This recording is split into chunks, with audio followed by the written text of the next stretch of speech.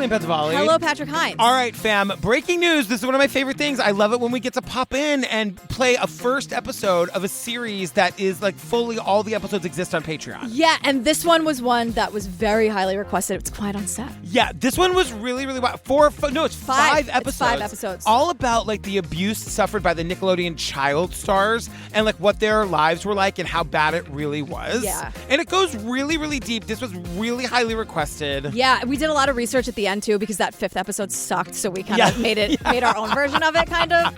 We had really a lot to say, and you know, while we were doing this, in the middle of this, we did an interview with Stacey Keenan and Christine Lakin, who both were on Step by Step. They were both child stars. Yeah. So there's another whole episode on the Patreon, that interview, where you can like get even more information from the horse's mouth. Yeah, crazy. So all 5 episodes of Quiet on Set are available right now and ad-free over on Patreon. When you join, you get over 500 full ad-free bonus episodes. Yeah, you get The Jinx and Love Has Won and Twin Flames and all of the other long-form series, and then like ad-free versions and other fun things. We just started the Ashley Madison doc. Oh my God. So check it out. It's patreon.com/truecrimeobsessed, or just go to our website, click on the Patreon link. Yeah. Enjoy episode 1 of Quiet on Set. It's Quiet on Set. Quiet on Set. Like the demand, like quiet on set, but also like quiet on set and like for the abuse to happen. Oh, Crazy. Play on words. You're always thinking. And we'll say a little goodbye at the end. Okay. In the early 90s, Nickelodeon was kid everything. And you better hope that your house had cable. Wasn't there to educate you. We were there to have fun, to get slimed, to be entertained. And this is when Dan Schneider arrives, Nickelodeon's golden boy. He created these shows that were hugely successful for them. No one had ever really done sketch comedy starring kids for kids. He launched the careers of child actors who became major stars. For 20 years, he shaped children's entertainment and culture. Thank you for being here. But that marked one of the darkest chapters.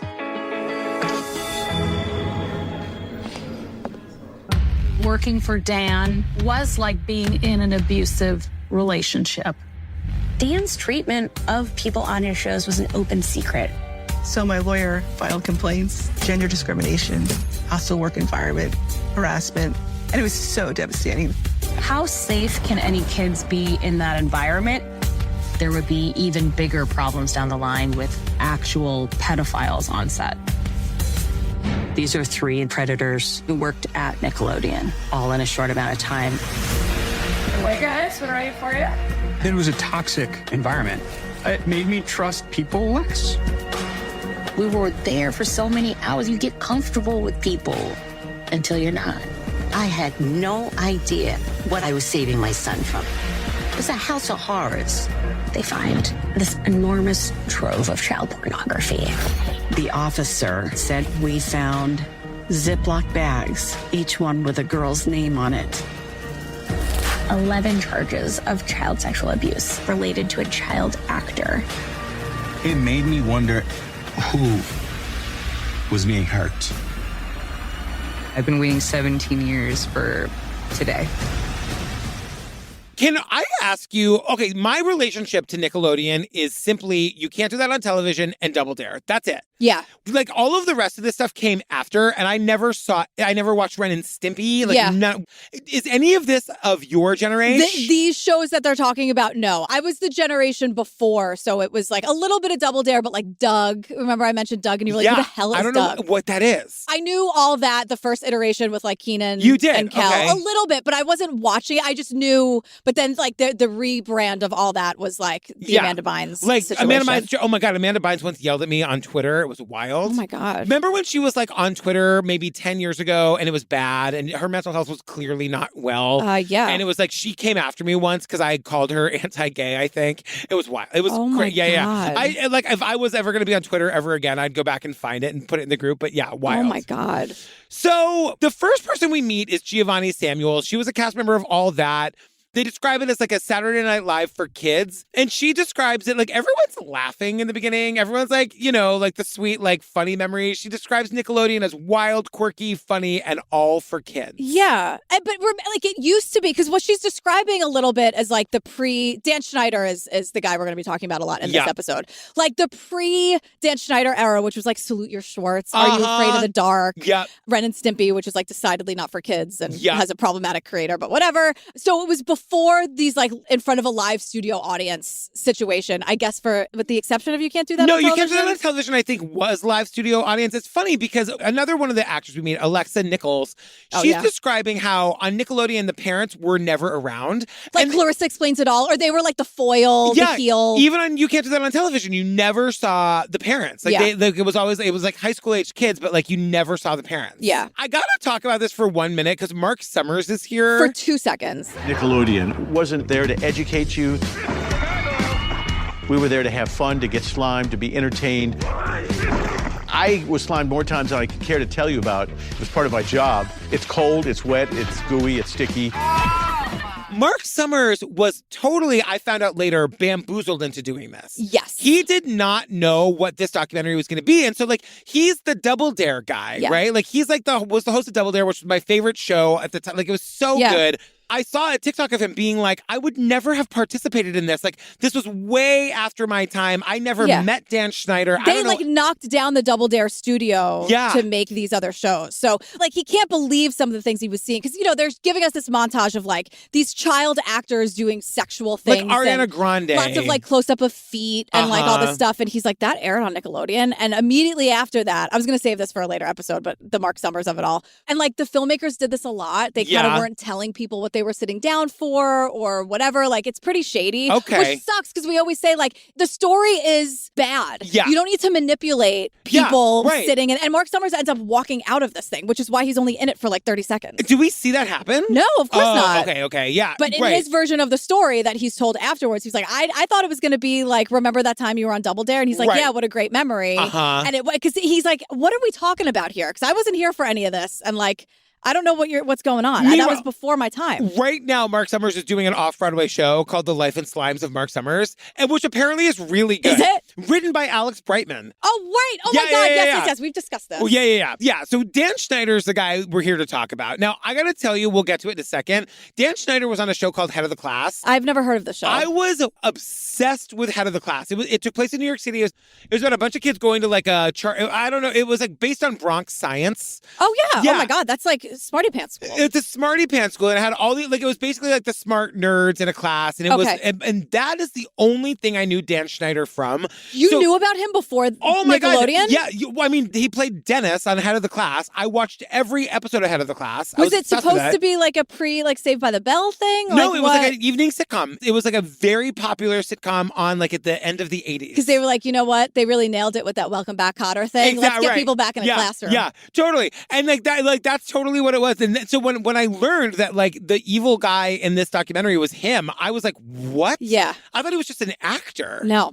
Well, that's, I think, part of it. So Dan Schneider was born in Memphis, 1966. His father went to Harvard, and, quote, his parents, quote, weren't expecting much out of Dan. No, which is, like, the only reason they say that is because he was, like, an overweight kid. Dan refers to himself as, quote, the awkward fat kid. Which was, like, me. And I always figured I'd go places. It's weird. But the thing that I was like, oh, that's an odd thing, is that he will eventually go on to tell people that he went to Harvard when he didn't. Yeah. So he's always kind of lying, but it's like, I don't care about his weight. Like, Who I don't cares? like, I mean, he's a terrible guy, but his weight's not part of it. Right. Unless he was like taking some of that on and then, or like, people were awful to him about it. But like, to me, that's kind of. Like, no, it's right. So we learned that early in his career, he auditions for a teen movie that's shooting in Memphis. He gets the job. That's what leads to Head of the Class, which they describe as one of the biggest comedies on TV at the time. But they're also saying that like Dan was cast so that they can make fat jokes about him. Right. Like that's like who the role he was in the show. Yes. But also like Dan is making a name for himself as a writer. And this is kind of a big deal. Again, Nickelodeon, like Hey Dude and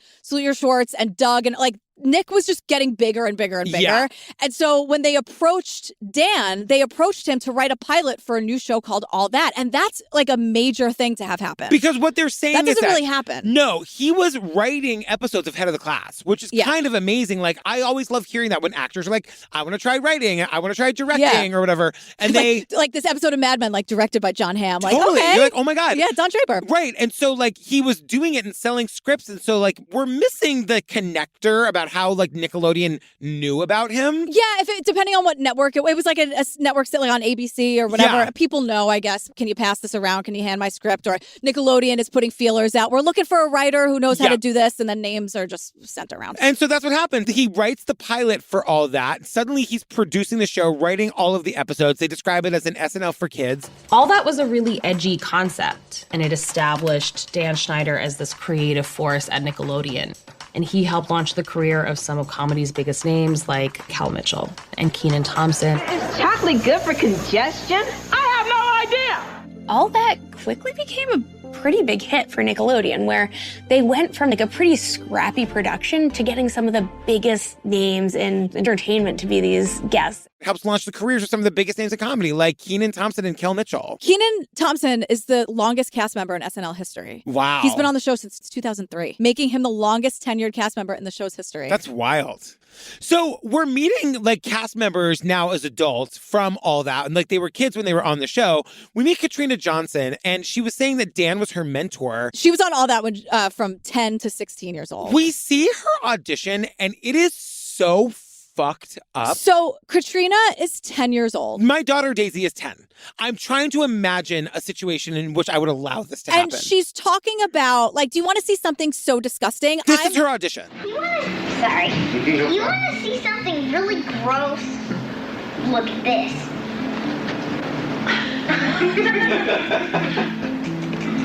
I'm so flat. It's disgusting. She turns to the side so you can see her chest. And they're all like hysterical laughing in the room. I don't know what the copy was. I don't know what her parents saw. I don't understand why this is a bit that a 10-year-old is doing. I don't understand. World would my kid, like, I can't make a joke about no, and like obviously, chest. like, does she even know what it means? Daisy wouldn't know what that means. But how many adults had to read that copy or write it for her? That's of course. Yeah. But how many people had to approve it? Right. And she's like thinking it's normal. Right. So she gets the pilot, and they're filming the pilot, and Dan, he does this a lot. I read Jeanette McCurdy's book, and like, I'm glad my mom is dead. Yeah. I'm glad my mom died. Is that what it's called? Yeah. It is excellent. There's a lot, trigger warning for mostly her eating disorder, but all of this, like, Dan does this a lot. And Dan said to Katrina, you're my choice. I choose you. You're going to be great. Yep. So Dan would like go around to every child and be like, you're my number one pick. I'm going to make a star out of you. I'm going to give you a show, and then like use that against them. But also Katrina says, like, in the beginning, he really did, like, Dan is trying to figure out who's going to be the breakout star. So right? he's doing it to everyone. Yes. And Katrina's saying when I had an idea for something, I would go to him. He would listen. We'd usually do something with it. Like, I'm like, all right, so far, so good, I guess. Yeah, but he was like using it as a manipulation tactic because everyone got the same treatment. Yeah. Amanda Bynes heard the same thing. Everyone heard the same thing. Jeanette McCurdy, everyone heard it. Yeah. And Katrina says one day he called my parents. It was like, we wanted to see how you guys would feel if we created the Katrina Johnson show. Right. So, like, making her feel extra special. Right. So now Dan was the head writer and executive producer. So he ran the set and ran like the tone and the vibe. And this whole idea of like, well, Dan was just like a big kid. And I'm like, right, but he wasn't. Uh-huh. Right, but he was an adult. Yeah. Like, oh, he's always joking around. He's always filming himself. Like, it's very self-deprecating. And I'm like, cool. But he wasn't a kid. He was an adult. And he was and he had a lot of power and he knew it. And I think, too, that they're trying to say that, like, he was softer in the beginning. You know what I mean? Yeah. Because he takes a turn and it gets awful. But in the beginning, he was, I don't know, kind of softer or whatever. But there's an immediate power imbalance because a lot of pressure is on these kids. The power balance between a child and an adult is so striking already. And then on top of it, you add that it's an employment situation. These are 8 to 15-year-olds, and they are often responsible for the entire economic success of their families. What are they going to do if they get in trouble? What if all of this goes away because they complained? And so you spend your time working, hoping that people don't poke the soft spots on your body and in your brain. It hit me all 8 times I watched this that, like, these kids are solely responsible for the entire, like, financial well-being of their families. And maybe not all of them, but a lot of them. It's like a major payday. Yeah, and it's like, this is why they didn't feel like they could speak up and say anything. They can't get in trouble. If they get fired, then all of a sudden their family is they're living in the car. Right. But also, like, it needs to be said that Dan sort of leaned into that vibe because that's not how it should be.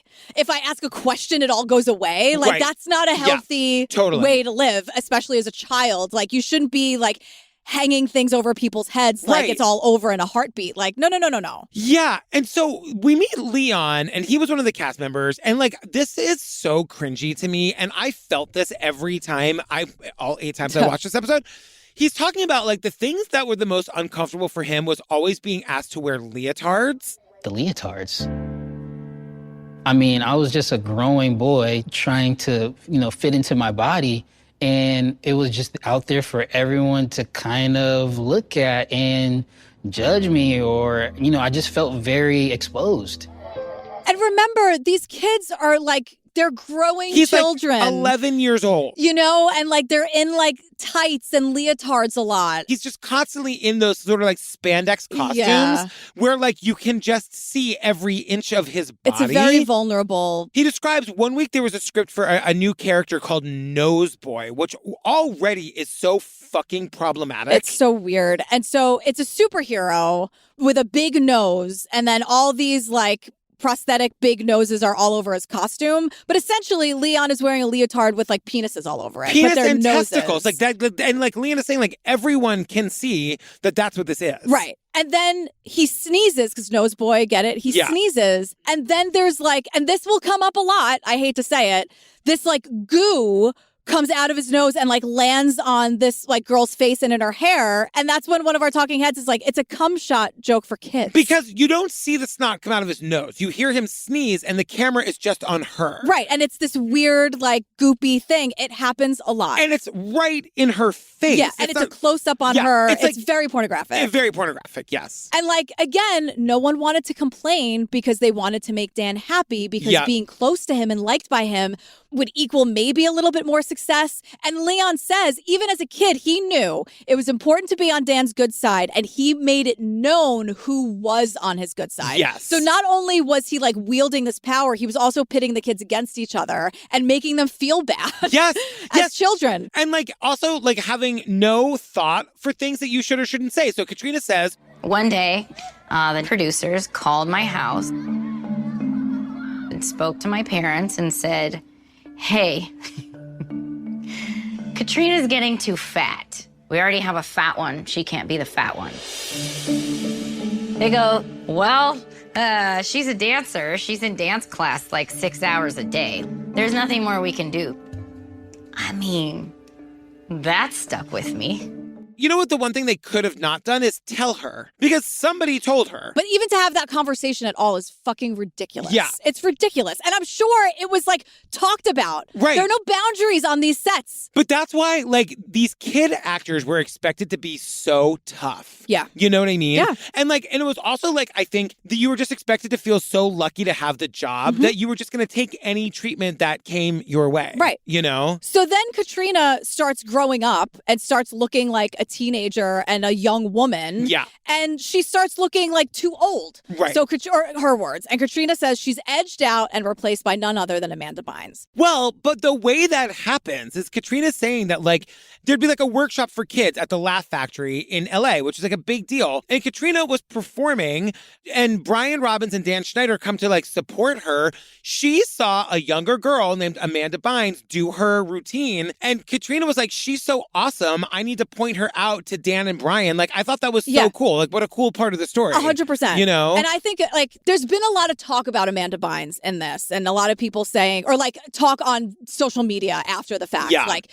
begging for Amanda's story, and like, you know, we're not owed her story. Yeah. I think her story should be told if she wants to tell it. But I do think a lot of the response to this has, like, not sit with me very well, because a lot of it is like, like Miranda Cosgrove's silence is deafening. Is it? Like, you're not entitled to a response from anyone. No. And like, who do you think you are? Because like, you're a spectator of trauma. Yeah. So you, as a spectator of Amanda Bynes' trauma or Miranda Cosgrove's or anyone else's, you're not owed a response about someone else's trauma as you're spectating it for your entertainment because you want to feel better. Like, Miranda Cosgrove isn't saying a word, and that's fine. Yeah. No one's silence is deafening when we know that they've all been through some horrible things or they're learning about horrible things that their best friends went through. And we're like just scratching the surface of what some of these kids went through, you know? So like we're learning about the beginning of it. So if certain people aren't ready to talk about, you are not owed a response to someone else's trauma when you're an audience member, essentially. Like, give me a break. It is wild, too, because we see this routine that Amanda Bynes did at the Laugh Factory, and it's about having, like, a zit on the inside of her nose.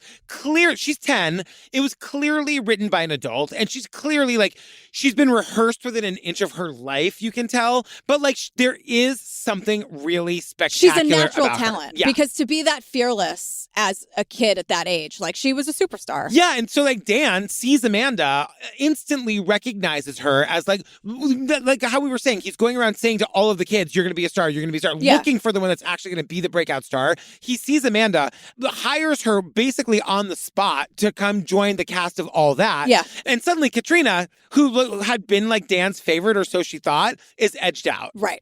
And now, a lot of times, like, Amanda, we hear that Amanda would just be missing. Because they have to go to school on the set. It's like the law. Oh, of course. But they would, like, make exceptions to, like, just get, like, Amanda in a room with Dan so they could work out bits together. Right. But there's, like, no reason for that. Yeah. Like, that's weird. Of that course. she would just be alone with Dan working on sketches. Like, she's a kid. She's a child. 10 years old. Do it outside. Like, it doesn't make any sense that she, a little girl, essentially, a 10, 11-year-old, would be alone with a grown man working out comedy bits. I'm telling you, I don't want to hear it. I have a 10-year-old. There is no world. No. There's no world in which I would allow her to be alone in a room with a fucking man. And if the man is going to go against it, say it to my face. Why? But why can't it be out in the open? Yeah. Why is Amanda missing? I mean, I guess we don't know that other people weren't in the room, but the point is that these parents are so desperate for their kids to succeed that they will literally put them in danger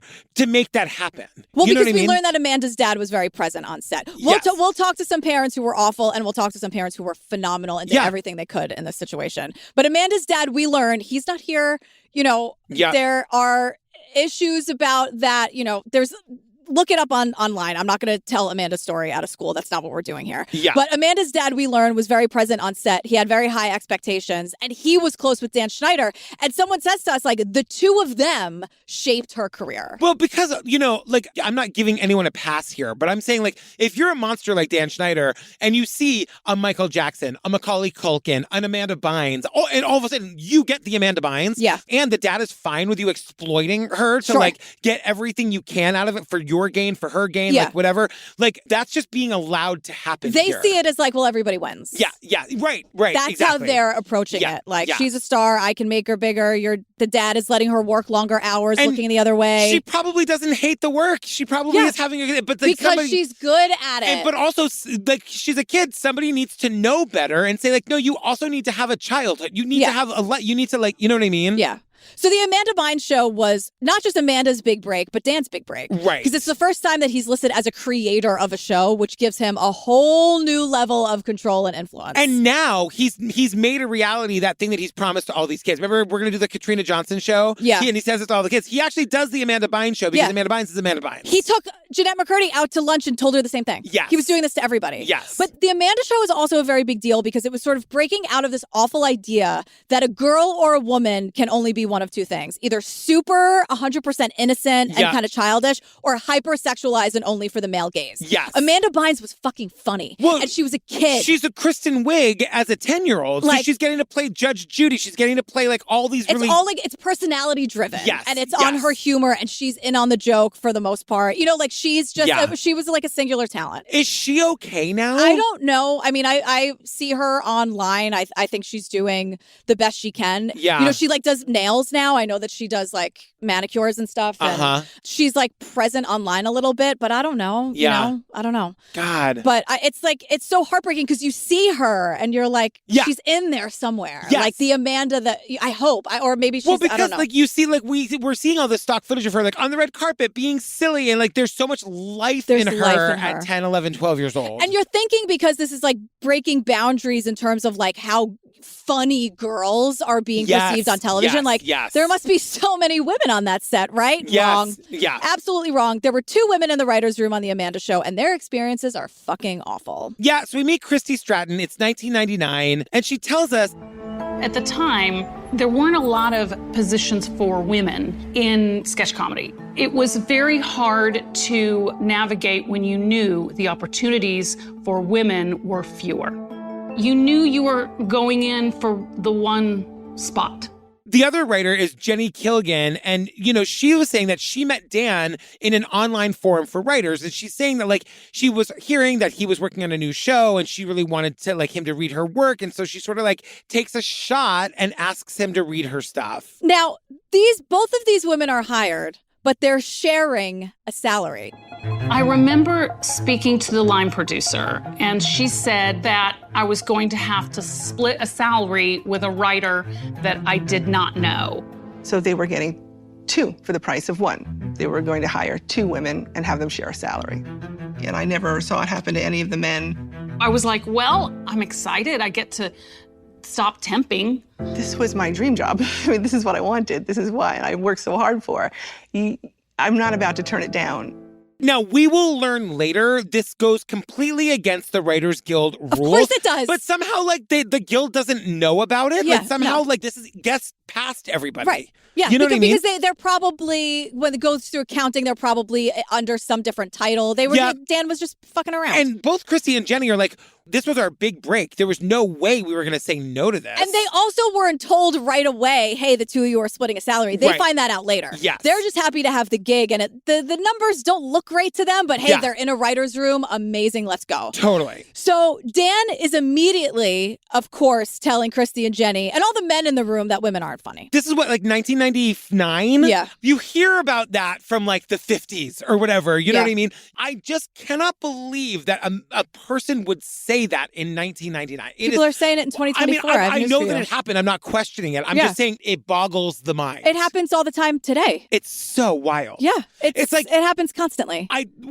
just think that like the women in comedy, especially today, are just so much fucking funnier than the men. I can name 15 hilarious female comics. I could name 2 male. Oh yeah. That's not stopping anyone from talking shit. Yeah. So he would start with that, again, just breaking them down. And just additionally, let's just take a little bit of a turn here, because Dan was putting very sexual and or inappropriate things in the scripts. Yes. So I didn't know that this was such a famous character because I didn't watch the Amanda Bynes show. That was sort of not my time. But there was a character that Amanda Bynes played called Penelope Taint. Now, we are going to hear a lot of people say they don't know what that is. Like, that is insane. Everybody knows what the taint is. Yes. You know what I mean? And so Dan would say, like, well, don't tell anyone what the taint is. Like, he would lie to the execs about it and try to, like, get one over on everyone. Because the one time one person was like, is that taint? Do you mean like taint? And he's like, no, what are you talking about? I'm talking about like, as though they tainted something. No. But then he'd say to like Jenny and Christy, don't tell anybody. But like this is like wink, wink. Like, I think a lot of people are looking the other way here. Like, there must have been so many people who knew exactly what was going on. Well, also, Penelope Taint's catchphrase and her website was Amanda Please.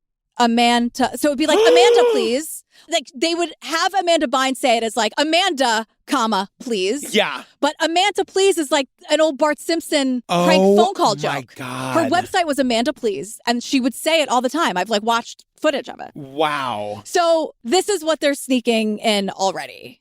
And so Dan would also like, quote, prank his writers. He liked to play pranks and jokes, which at first seemed fun.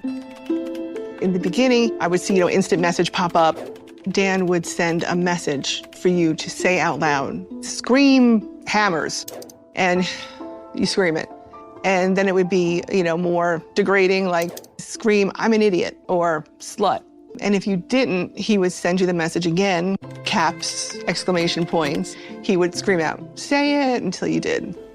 And he'd badger you until you screamed it. And it's also just fucking childish. Right. Like, I know that writers will be writers in comedy and you just, like, you're going to do stupid shit just to, like, get it all out and see what lands. But this is just, like, to have a woman scream, I'm a slut, and badger her until she does it is, like, there's no comedy writer worth their weight who would be like, that's how you get it done. And also, you can't, and I'm not saying anybody is, but you can't, it was another times me on this. This was 1999. This was not 1949. Right. You know what I mean? We knew better by this point. Yeah. But again, the women were told to just, you're lucky to be here. Yeah. We usually have one woman. Now you have two. Well, and that's the other thing. It's like this is also the same time when Harvey Weinstein is literally raping people in conference rooms. Yes. Like, we as a culture knew better, but it was still happening because nobody knew how to make it. No one was actually doing anything about it. Exactly. So, but then it gets worse because, again, he's just getting away with it. So he says to Christy, hey, Christy, this is, again, like, just the power and the manipulation. Yes. So he says to Christy, hey, Christy,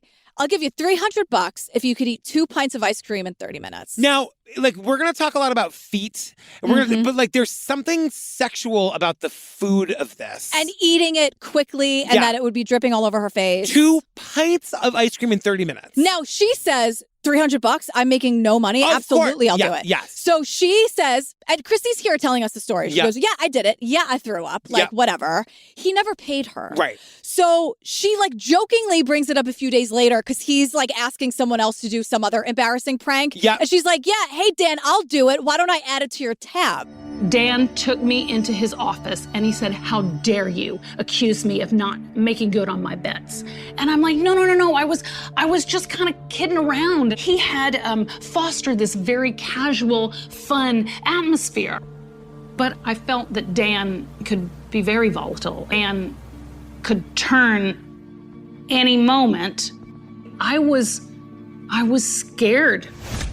That, to me, is the thing about, like, now no one feels like they can ever say anything ever. Of course. It's Dan because is the only one. Right. So Dan has created what he wants everyone to think is, like, a fun, casual atmosphere. Yeah. But it's on his terms and he can turn on you at any moment. So it's not fun or casual. Right. It's actually incredibly stressful. Yes. And toxic. Right. And just the stress on your body of always feeling like you're going to get yelled at any second. You don't know when you're going to say the right thing, when you're going to say the wrong thing. And that he would make it clear that even Leon, who was an 11-year-old at the time, knew you wanted Dan to like you, and Dan made it clear who was liked and who wasn't. So he's doing this to everyone, the children and the women specifically. Yes. So now Amanda Bynes is becoming a superstar. Red carpets, like the Kids' Choice Awards, she was everywhere. And, like, Dan was responsible for that in a lot of ways. Right, so, like, their careers are interconnected. They're both responsible for each other's success at this point. Yeah, and we meet a fellow cast member of The Amanda Show, and her name is Raquel Lee Ballou. And she was 12 years old at the time. And she's like, I have to tell you, like, kids loved our show. Yes. We were, like, 12 years old meeting kids around our age. Like, we were mobbed on the street. Rock stars in public. We had so many fans. Like, it was a really big deal. And she says, but the thing is, there was always that sort of, like, shadowy figure behind their shoulder who was Dan. And making it very clear that Amanda is the star. This is where we're also introduced to Drake Bell. He's not in this episode, but he's on the show. So it was like Amanda was the star, and then it was the other two. It was her and Drake. So, but for example, though, like, Dan is mad that Raquel got this big cake for her 13th birthday. Yeah. The cake is huge. Enormous. It's a huge sheet cake, enough to feed the cast and crew. The entire crew and everyone on set. And he is screaming. And I'm like, what are you saying? It's a 13-year-old's birthday party. Everybody gets cake. What's the problem? The problem is that he doesn't like her. He doesn't like her. And she says, like, and her mother says, like, Raquel always felt like Dan liked Drake and Amanda better than her. So for Is it because she's black? Exactly. Is it because she's not the star of the show and we need to coddle Amanda, which I don't think Amanda needs coddling, but Dan is saying she's my star. Right. Is it because Raquel is black? Right. And so she gets this enormous cake for her birthday and it elevates her and he didn't sign off on it and he's pissed. And nobody fucking cares about it. Right. No one sees it. Yeah. Everyone sees it as like, oh shit, we got cake today. Exactly. And happy birthday, Raquel. You're doing great on the show. You're famous now. Isn't your life great? Totally. And she's like, not really. Not really. Because my boss is mean and racist. And, and now my 13th birthday is ruined because everyone just wants to have an enormous sheet cake the size of a fucking football field. Right. And everyone should be happy about it. But now I'm getting yelled at. It's not like Raquel planned the cake. Right. Some other nice person, probably one of our women writers, by the way. Someone wanted to do a nice thing for a kid, for a 13-year-old kid. God damn it. Also, Raquel's mom is like, but you can't say anything. Right. She's like, I couldn't even really speak up for my own kid because it could result in my kid losing this thing. So someone did something nice for Raquel, and now Raquel is a target of Dan's. Yes. Think about how fucked up that is. Yes. Now, Raquel's in trouble because she happened to turn 13 that day. And now, so we meet this woman, Karen Finley Thompson. She's an editor who worked on The Amanda Show, all that, Drake and Josh. And she's describing how Amanda and Dan would be very physically close to each other We a lot. see a lot of photos and a lot of footage of this. No one is accusing Dan of like sexually abusing her. And even Karen is like, I don't think there's anything nefarious about it. It was just inappropriate and allowed to happen. And it's about this whole like, we're equals. So like hugging a lot or sitting on his lap. But we're also going to learn, and it's never really explicitly said, but it's opening the door for adults being inappropriately physical with kids is permissible. She may not be being physically or sexually abused by Dan. It is going to, like, other perpetrators and pedophiles in the milieu are looking around and saying, like, oh, if I get a little handsy with an actor, like with a kid on set, no one's going to look sideways at me because the boss is doing it. And also teaching the kids, this is how you get liked. This is how you get a better gig. Yep. Dan is nice to Amanda because he asked Amanda for a massage and she gave it to him. I cannot. Where are her fucking parents? I know. The first time a man asked my 10-year-old daughter for a massage. I mean, it's ridiculous. So it's going to get worse. There's this hot tub scene. Yeah. So they would do a lot of like commercials like this. And Dan and Amanda are in a hot tub. She's in a bathing suit. He's fully clothed. Yes. And the bit is that Dan is the reason they get to be in a hot tub. Now, I had such a strong reaction to this because I was like, right. But Amanda's still extremely talented. Right. So like, no matter what, Amanda Bynes is the commodity. Right. And like, Amanda is doing things that Dan could never do. Right. Amanda is thriving at things that Dan wanted to do and failed. Yes. So like, this idea of like, well, you're only here because of me. And it's like, right, but she's a star. But also, and she's talented. What's the point of saying that? You know That's what I mean? And like, he would do this a lot. Like, he would put himself in the shows a lot. He made himself be on camera. Like, there's no reason for him to be this present on a kid's show. Yes. But he was a big part of it. And I think what he was trying to do was like the Lorne Michaels thing. But like, Lorne was always the butt of the joke on SNL. Yes. It was always, they were always making fun of him, or he was like some weirdo. It wasn't Lorne being like, everyone should worship me and let's get in a hot tub. Like, it was always kind of like, oh, let's get one over on Lorne. Yeah. That was why it was supposed to be funny. Yeah. For a guy who works on a comedy show, takes it all very fucking seriously. Very fucking seriously, and like wants everyone to know that he made Amanda Bynes, and I just refuse to accept it because we wouldn't be here. Okay, you know the business a little better, but she's the talent. Right. Don't take that away from her and make her sit in a hot tub with you and have the joke be that she'd be nowhere without you. We're not doing that, Dan. No, and like, once again, where are her parents allowing this? Like, it's ridiculous. So we're back to the two writers, Jenny and Christy, and Jenny is saying like Dan just got worse and worse and worse as the season progressed. Because no one was saying anything. But now, like, here we go. Dan was showing pornography on his computer screen. He'd asked me several times to massage him in the writer's room and in the studio. And he would say things sometimes like, can please give me a massage? I'll put one of your sketches in the show. And he would always present it like a joke, you know, and he would be laughing while he said it. But you always felt like disagreeing with Dan or saying or standing up for yourself could result in you getting fired. So now disagreeing with him or standing up for yourself would get you fired, or you're at the very least, you would feel that you'd be fired, which to me is bad enough. Yes. This next story we're about to tell you is absolutely vile. So they're in the writer's room and Christy is just telling, again, they're like riffing, they're vamping, they're trying to get to a story. And she's telling them, I don't know what the story is, but something that happened to her in high school. Yes. It's a high school story, whatever. And they're kind of like brainstorming, they're off and running. And Dan's like, you know what would actually make this funny? Keep telling the story, but bend over the table and do it as if you're being sodomized. And that would just be hilarious. Now, it cuts to Christy and because Christy's not telling us this, Jenny is telling us this. Right. And it cuts to Christy and the producer's like, do you remember the time? And Christy's like, let me stop you right there. I really, like, it was humiliating to her then. Because she said no at first. Right, of course. And he begged her in front of everyone, and she was and I'm sure, she's looking at Jenny, and it's like, girl, what are you I don't know. Yep. I don't know. Like, this is the kind of environment that he cultivated that Christy was like, I hate that I did it. I hate that I'm talking about it. But she did it. And this is the same person who ate 2 pints of ice cream in 30 minutes for $300 and never got the paid. money. It's just hard to hear about. Because she's saying now, she looks very put together, very adult now, but she's saying, I think about that poor girl. I know. And what she had that to go got through. Me. Yeah. Yeah, I think about her. Yes. And I think for those of us in therapy, that happens a lot. Like, you protect her. Yes. You protect them, your younger self, like they're always around. Yep. So for Christy to say that, I felt very like, oh, but now the adult Christy gets to say, I'm not talking about it. Adult, and I'm not saying Christy was 4 years old, but she was young in the time. Of course, and she was in an impossible situation. Right. Being told every second, you're lucky to be here. Yeah. You think this is bad? Yes. At least you have a job. At least you're a comedy writer. Women aren't funny, and we're just allowing you to be here. You should say thank you. But it's also like, we don't know what Christy's been through in her life. No idea. What if that's like a thing that like she's now reliving? You know what I mean? Of course. Like it's and it's not funny. And it's not funny. Like, at the core, you're in a writer's room. It's all of those things. But again, for Dan to be like the authority on humor, and then to be like, what would make this funny? Like, that's fucked. Meanwhile, they're writing for a kids show. So this is so upsetting for Christy and also Jenny. Yes. And halfway through the season, this is when Jenny realizes, oh, we're splitting a salary. And that goes against the rules of the show and the union. I feel like Jenny and Christy must have been like, we can't afford to pay our rent. We don't have any food. Like, right, but no one else is complaining. So what's the deal? So like, this can't be right. She gets the Writers Guild rules. She calls the guild, and the Writers Guild confirms that they can't fucking do that. So once they get wind of it, though, they're like, oh, we're going to fix this problem. The guild. Yes. So you're like, oh, this must be a good thing, right? No, of course not. No.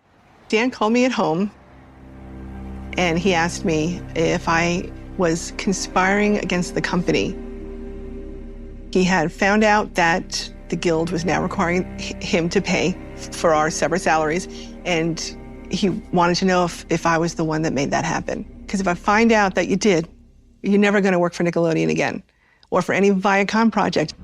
Now, on one hand, you could be like, well, that's an empty threat because he's wrong and like the math will math. Like they were split. Like he was going against the rules. But at the same time, it's like he's gotten away with everything and mediocre white men always do. And all it would take is for him to go to his boss and be like, Jenny, by the way, is a terrible writer. It doesn't have to be official. No. He could just be talking shit and tarnish her name all over town. Exactly. Very easy to do. Exactly. So, in essence, it's just a horrible atmosphere. Everyone was super tense and stressed out. Again, it's a children's comedy show, and everyone was fucking miserable. Yes. And the feeling of like the axe could drop at any moment, and you had to be like, this was your life and only this. Like, Christy ends up getting fired for having a personal life. So the season is like 27 weeks or whatever, and Jenny is saying like, Dan owns your time. You're always working. You can't do anything. And Christy had the audacity to have one night she had friends over, and one night she went to a concert. On a weekend. I went to a concert on a Saturday night. Yeah, and that was enough that at the end of the season, he fires her and says he's not bringing her back for Well, season that's 2. looking for an excuse to fire her. Yes. Obviously, of course. right? So then he brings Jenny in, and he's like,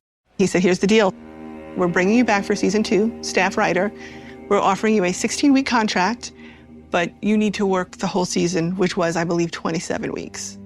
He was telling me I had to work 11 weeks for free, and I was devastated. And he said, this is all the money that we have. Now, meanwhile, he hired a white male at full salary, no credits, first job. But he's asking me, second season on the same show, you have to work 11 weeks for free. 11 weeks for free. Yeah.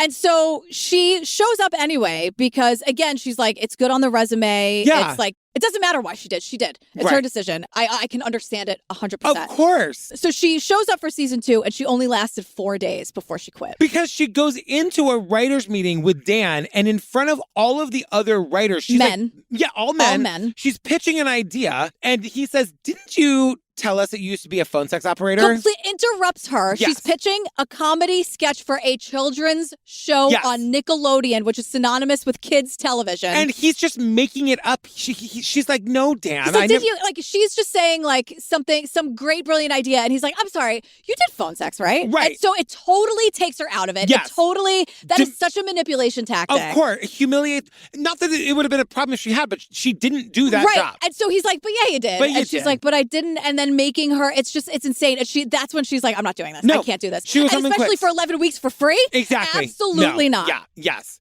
So Jenny goes home after quitting, calls Christy, who's back at her temp job, and says, I'm suing Dan. Are you in? Yeah. And Christy's like, hell fucking yes. Yeah, because Jenny's like, I hired a lawyer and I started blowing whistles. Yes. And so we see that she's suing him civilly for gender discrimination, hostile work environment, harassment. Now, sexual harassment. We learn that this settles. We don't know the deal. We don't know what it settled for, but Jenny knew it was going to end her career. Because they did this internal investigation. Yes. So, people were sniffing around. And according to Dan and the Good Old Boys Club, everyone's good time was ruined. Yes. Thanks to these dumb, stupid, unfunny women who don't know how to take a joke. And now everything's fucking over and we can't do inappropriate shit on the set of a children's show. Right. That's how they saw it. And so Jenny is saying, like, I knew it would be the end of my career. And it was. And it would have been worth it if it had stopped. If it had stopped, then fine. I would have taken one for all of my sisterhood. Right. But to learn now that it didn't, and now she's sobbing. And it just got worse. Yes. Because so much worse. This was Dan's first show. Yeah. So if the red flags are here the first time he's the head guy in charge, how safe can children possibly be on a set like this? Right. Like, this kind of shit wasn't only happening in the writer's room in some way. Amanda Bynes, can you please give me a massage in front of everyone? Yes. You know that's trickling out there. It just is. And it's in the script. Right. He's making he's making a child say, Amanda, please. Or like boys wear like penis costumes, essentially. And it really does only get worse from here in every way. Well, it ends with like a preview of the next episode. Like we're dealing with actual pedophiles on sets. Now, it also ends, the last thing we see is on-screen text. And it says, in response to producers' questions, Nickelodeon has stated, quote, it investigates all formal complaints as part of our commitment to fostering a safe and professional workplace. We have adopted numerous safeguards over the years to help ensure we are living up to our own high standards and the expectations of our audience. That's going to be the same statement that they make at the end of every episode. Yeah. But I don't know how safe a child could be around a man like that. No, absolutely fucking not. Fuck this guy. Oh my goodness, fam. Thank you for checking out episode 1 of Quiet on Set. I know. It is wild. It's crazy. And also we were saying news was breaking as we were covering this. So honestly, I would go home and be in the cab home and be like, oh, that episode's already updated. So so much stuff has gone on since, and we cover a good amount of it, I think, in episode 5, but there's a lot going on. Also, and I'll just say this, Drake Bell, is revealed at the end of this episode as the child star that is at the center of this main case. Yeah. He's got so much to say. It is wild and awful. And I don't know, I learned so much watching this series. It's a big learning experience. I don't think we're done talking about stuff like this. Right. I think we got to make some changes. But anyway, this is our first episode of the series. Yeah, so all 5 episodes are available right now in ad-free over at the Patreon. Like we said before, it's over 500 full ad-free bonus episodes. When you sign up, you get them all at once. Yes, all at once. There's also ad-free versions of these episodes. There's a tier where we send you some stuff in the mail. I mean, there are hundreds of files that you get. Hundreds. Yeah, hundreds. No, it doesn't all just dump onto your phone. Don't be scared. I didn't mean to scare you. You are in charge of how it is done. Yes. So patreon.com/truecrimeobsessed, or just go to our website, click on the Patreon link. Yep. And we love you. We love you. All right, bye. Bye.